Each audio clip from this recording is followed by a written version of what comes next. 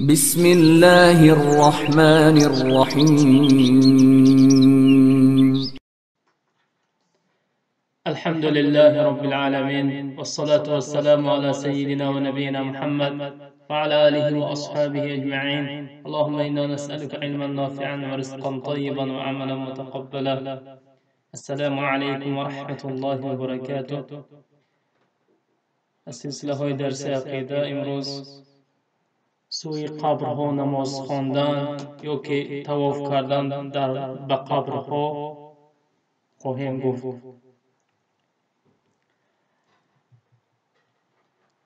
در گرد قبرها طواف کردن جایز نیست، غیر از کعبة الله، خانه کعبه، به هیچ جای دیگر طواف نمودن جایز نیست. زیرا الله میگوید ولیطوفوا بالبیت العتیق، سوره حج، و به آن یعنی خانه کعبه طواف کنید.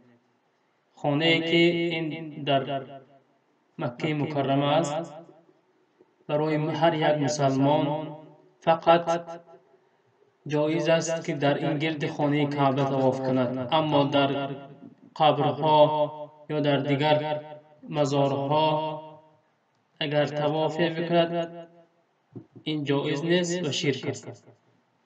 زیرا این آیت به ما دلالت میکند که ما باید فقط در گرد خانه کعبه طواف بکنیم، نه در گرد قبرها. و اینچنین نماز به سوی قبر خواندن جایز نیست. نماز قبله دارد. قبله ما این کعبه است. ما سوی به کعبه باید نگاه کرده نماز بخوانیم، نه به سوی قبر.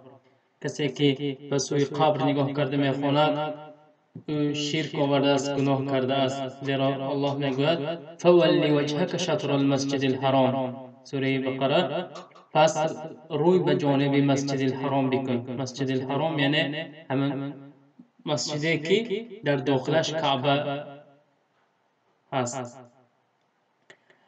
برای همین برادران و خواهران، هر یکی ما باید دور باشیم از این خیلی کارهای شرکی، دور باشیم و به دیگران برسانیم که از قبر طلب نکنند و در گرد قبر طواف نکنند و سوی به قبله کنند و سوی قبر نگاه کرده نماز نخوانند، سوی قبر نگاه کرده دعا نکنند، دعا به سوی قبله کنند. زیرا سنت است که انسان وقتی که دعا میخواهد دعا بکند به سوی کعبه نگاه کند، به سوی قبله نگاه کند. در حدیث آمده است که پیامبر صلی الله علیه و سلم میگویند لا تجلسوا علی القبور ولا تصلی الیها، یعنی با روایت مسلم بر بالای قبرها ننشینید و به سوی آنها نماز نخوانید. این حدیث صحیح است، در صحیح مسلم آمده است و این سخن پیامبر صلی الله علیه و سلم را ما باید قبول کنیم و آنچه که خبر دادند پیامبر گفته ایستاده‌اند به سوی قبرها نماز نخوانید.